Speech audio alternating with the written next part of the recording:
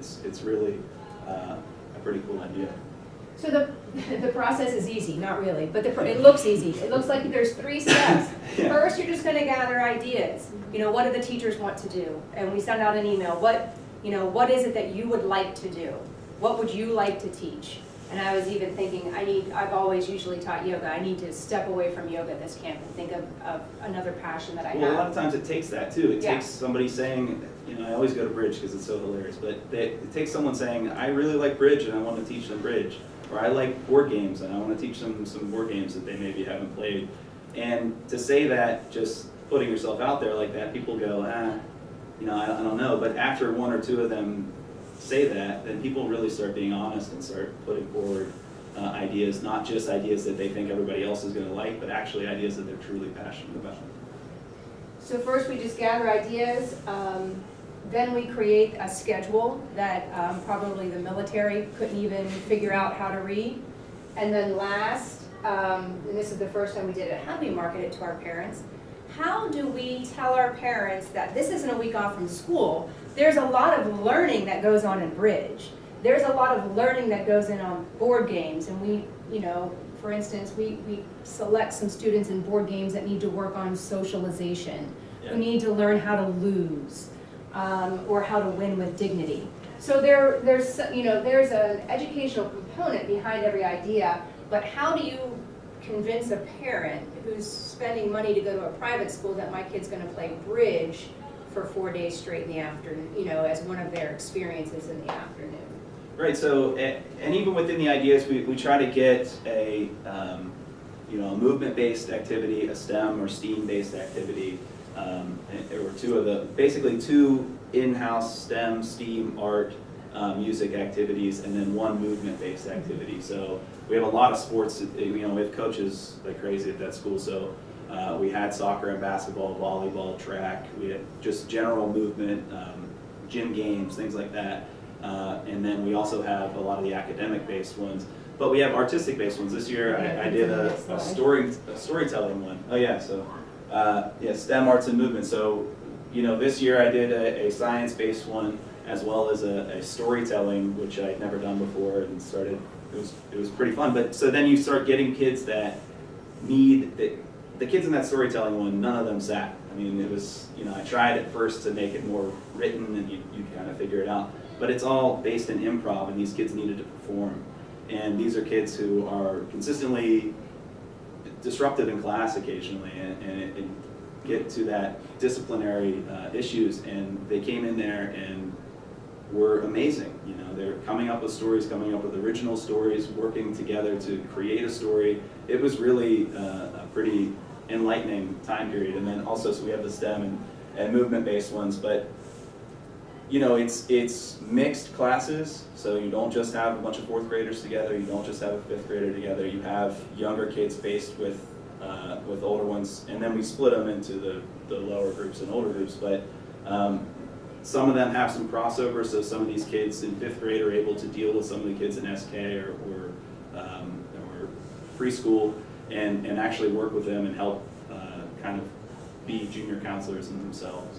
So yeah, we have a huge variety. This has grown consistently. Yeah, it changes every time. Yeah. And every afternoon, a child goes to a STEM experience, goes to an art experience, and goes to a movement experience. So it's not like you'd have one student that is in probability, nature, and make shop. Right. They're each required to have a STEM, and art, and a movement. And I think schedule's the next slide. Is that okay? Oh, no, pardon me. Okay, so prior to this even, we have basically 2 hours of our core classes, our core math and language arts classes. So from about 9 to 11, we have breaks, split within there. But that 9 to 11 mark is all core based, so it's math and language arts based. So they still get that reading and language arts foundation. They still get the math foundation. Then we do a big snack body break, and we split to our groups. So then immediately following that would be the times that you had social studies, science, music, foreign language, all those other classes, but rather than it be so segmented and so class-driven, we start spreading it out. So we spread all around campus. You're seeing teachers you don't usually see, you're seeing kids you don't usually see. We're bringing in people from the community, and we've kind of been able to do that more and more as we've gone on. So this first session of it was all based in our teachers that have done summer camps. We're transitioning into that, and now we've started bringing in more and more people. This past camp we had an African drum circle, and our new instrumentals teacher is a fresh college graduate, and he brought in a bunch of his bandmates from West Liberty, the local university. And so now you have a bunch of college kids and teacher prep students, but also not teacher prep students, but musicians and artists that are coming in and working with them. There was a gospel choir that brought in local members of the churches. So we're partnering with really non-traditional partners. So especially for us, we're partnering with churches, we're partnering with, that are typically only going to the parochial schools, we're getting them into ours. We're partnering with local artists that are typically, if anything, going into the public schools, and now they're able to do workshops within there. And they're volunteer, they're free, they're throughout the school year. And so that, I guess, it's difficult to start implementing this, bringing in kids from around the community to be a part of this because they're in a regular school year and they're driven by their tests and their standards. And it's such a tight calendar for them to get in there. But that's sort of potentially the next step, is starting to open these up more into the community and bringing in, maybe it's one school at a time we bring in to actually help or run programs as well. This is the letter that our head of school sent to our parents for the marketing, and it says, since we began our summer camp experience a few years ago, we've been discussing ways to weave that creative learning into the school year curriculum. After tinkering with the schedule, we have unveiled Experience Week to your children this week. After a full 90 minutes of language arts and 60 minutes of math to begin the day, your children are experiencing 3 different deep learning activities focused on STEM, arts, and movement. While they are not having their regularly scheduled science, world language, or value-added special classes, they have more time dedicated to language arts and math every day in Experience 3 electives. So that, in a nutshell, is how we had our parents buy into that. So what started as this journey really did end up a joyful learning experience. These were some of our camps from the last time. From tennis, it was a movement camp. We have one of our faculty members is pretty much a tennis pro, but she's a second grade teacher, so she never teaches tennis to our children. So she did tennis, and we had a parent that came in. We have a lot of diverse parents that are willing to come in and share their talents too. And I know that can be kind of a sticky widget sometimes, but it's been working very, very well for us. This past time too, I think one of my favorite camps was a presidential camp that we have a faculty member, we call him Coach Joe. And now at the end of camp week, yeah, he's not a coach, he's a coach of nothing, but we call him Coach Joe. At the end on Friday, now we have an assembly where each experience camp comes up. My kids came up and did the Warrior series, Warrior 1, Warrior 2, and Warrior 3 from yoga. But Joe had the little guys, he had a little group of boys for a presidential week. And we had a student that stood up and talked about Abraham Lincoln. I said to Luke, we should have filmed that. Yeah, I know. He is just like this little kindergartner that's like a little old man. He's one of those little kids. Yeah. He was, what he knew about Abe Lincoln blew my socks off. That was the best. It was another kid who was supposed to, and that kid froze up. So he passed the mic to Alex. He's like, "Okay, good, I get this chance." We had to take the mic off of Alex because he kept talking and talking. Yeah, but even with this, she mentioned Karen, who's our second grade teacher, and she never gets to teach, tennis obviously to him. But also, if you look over here, that's our art teacher. He also does a little bit of phys ed classes, but he barely ever sees the youngest students anymore. Unless it's in art, and now he's able to have a movement-based activity with them. So we're kind of spreading along all of our passion-driven things. And then also you have the third grade teacher working with fourth graders now, so they're able to expand on their curriculum from the year before, where these kids weren't ready for more advanced things, and now they're diving deeper into them. So here are the outcomes. We knew after we had to come back and say what were the outcomes, what happened. So the me is the faculty, and again, these were a couple of emails from teachers. It was refreshing to work with children in other grades and witness their cooperative learning. It is nice to step away from our own traditional classrooms and experience other children to give ourselves a little bit of a break from who we've had for most of the school year. It was a fun way to build our community, innovative approach to learning. Excitement and curiosity remained high throughout the week, and the memories students made will stay with them for a long time. And then the them represents the students. Some of the students, they had to do a creative writing assignment after one of the camps in 5th grade. I think it was in 5th grade. Yeah, those are all good. So this was some of the creative writing that came out of that. In hip hop, there was conversation through dance. This camp was fun because everyone got to dance together. We all had no reason to be nervous since we were all in it together.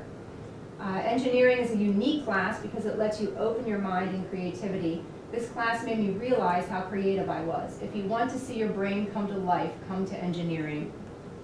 And then the us is a parent email. I think today was a success on the whole. As a mom, I'm excited for Andrew. He hasn't stopped telling everyone at home about all of the fun activities he did today and what is yet to come in the days ahead. He had a blast. Oh, Luke. And we're even learning how to play bridge right now, so Andrew was in bridge. Yeah, so, and a lot of these, I guess speaking selfishly, these kids are little marketers for our camps. And so that a lot of these kids are playing on sports teams with other kids in the community in other areas, or they're involved in other activities throughout the area, and they're able to bring a lot of their friends into our summer camps and into our programs. And so it's, again, one of those things that we're able to kind of jumpstart our community-driven programs, which is basically our summer programs. It's the things that we were able to outreach into the community as much as possible, and we're able to bring that in and kind of market that within and then push that out. And so it becomes this kind of passive marketing piece and connection piece to the rest of the community, which is really exciting, and it's one of those things that, like I said at the beginning, I felt was a very necessary part that we were missing with these camps early on. So there were 89,526,124 realizations that we did not think of. Sometimes you stand up in a presentation and you hear what other schools are doing, and they make it sound so simple. Here's presidential fund, but this isn't Alex talking at the end. And this is a yoga class in kindergarten. I had the older kids. There were a lot of things that we didn't think of, and there still are a lot of things that we're not thinking of, and there's lots of ways to even bring more community members in outside of, and we know we have a lot of room to grow. Some of those realizations that we did not realize, and we started this last year, we've learned from those experiences, is when you have mixed classes. That first week of camp, we had little kindergartners walking around campus, had no idea where to go. We had no idea where they're supposed to be. They're lost. So now all our little kids have a sticker on it, with all of their camps. We had some problems with camps being in the same spots, and we didn't realize it. Yeah, space in some cases became a big issue because we had so many movement camps, and we tried not to use our movement camps defined by the gym, but when you have tennis, basketball, and volleyball going on at the same time, and it's February, what do you do? Sorry. Go ahead. I think the biggest realization that we did not realize is how exhausted the faculty would be. We thought it would be super easy to teach a passion that you have. It's not. It's difficult. It's difficult. Yeah. And I think one of the things too, though, is we're operating from a more traditional educational approach, and so just where we're founded in that. So if you're not comfortable kind of saying, okay, I'm going to see where this goes, and you're not able to be as fluid, or just not used to it, it's very intimidating and it can be overwhelming. And then also, if you're a homeroom teacher that teaches math and language arts, you have that 90-minute block, 60-minute block, you have a 10-minute break, and then you have an hour session next. So it can be overwhelming. But at the same time, one of the things that I've started realizing because of that, because at first it was kind of like, come on, get over yourselves. And then I started realizing, oh yeah, I just did math, and I don't do language arts, but I had to do a math class this year and 2 camps, and it can be pretty stressful. And so I think that one of the things that we need to do is start partnering even more so with the community and start bringing in more people, because the people who had even better experiences are the ones that I mentioned, bringing in a gospel choir, bringing in college students and musicians and things that could take some of that pressure and heat off of you and kind of also open that up a little bit more. So I think that's one of the things that we will do and continue to do. And also trying to see who else we can bring in and who else can experience these weeks too, or other things. But yeah, we're consistently learning and consistently going forward. But one of the things that, I guess, a piece of advice that I have is that when you have these types of ideas, and you can kind of flesh them out as much as you want, but you know, we have that schedule that we're all like, okay, this thing took forever, you know, maybe nobody else could read it outside of us, but we know what's going on. And then you see that kid wandering around going, I don't know where I'm supposed to go, and then we're flipping through pages. So it's this thing that you kind of have to just take the plunge and learn each time and understand that there's going to be mistakes, but don't bail on it either. So it's been one that we've been pushing through, and we've continued to improve, and I think it's growing, and it's getting better and better. So, you know, it's taking that approach for something we do really well with summer camps, that also are continually changing and improving, and trying to implement that within. Does anybody have any questions? Do you do something similar that you could share? Do you have any advice for us? We do at the end of camp week, I will say we all have what we call a debriefing. After experience week, we all go out together, sit at a restaurant, have fun, reconnect, laugh at ourselves, laugh about. And even just putting on the little bit of a presentation that we did this year. Last year we didn't do that, and kids were confused at what was going on, didn't know what, and so now this is a way, again, that's like a little way to market it within our school. And then some of these have actually transferred over into summer camp programs that they weren't there before, so we're pretty excited to keep expanding as well. How many total staff do you guys have there at the school? Staff that teach during here, or staff in total? Each. Well, because, and I'm sure Hathaway Brown probably isn't much different, even though our administration, we don't typically have, like, I'm director of operations, but I'm also a school chef and I teach. So we're able to, even though administratively, we come down and teach camps as well. We do have a couple of administrative positions that don't really have their hands in the classroom, but will help during experience week, which is really, really cool, because those kids never get to see the director of admissions that often, you know what I mean? Yeah, so we have like 33 dedicated faculty members, but probably upwards of 50 or 55 that dive into camp these, and summer camps even more, because we have a lot more community members.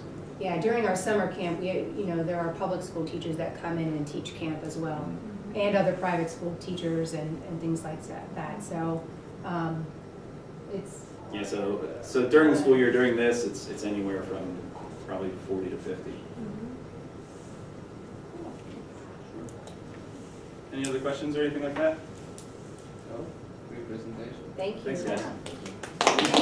Go eat lunch. Yeah. You can be first to lunch. That's great. It's about 10 after, so I think lunch is in just a couple of minutes. Thank you, guys. Thank you for coming. Thank you. Safe travels back if you're traveling.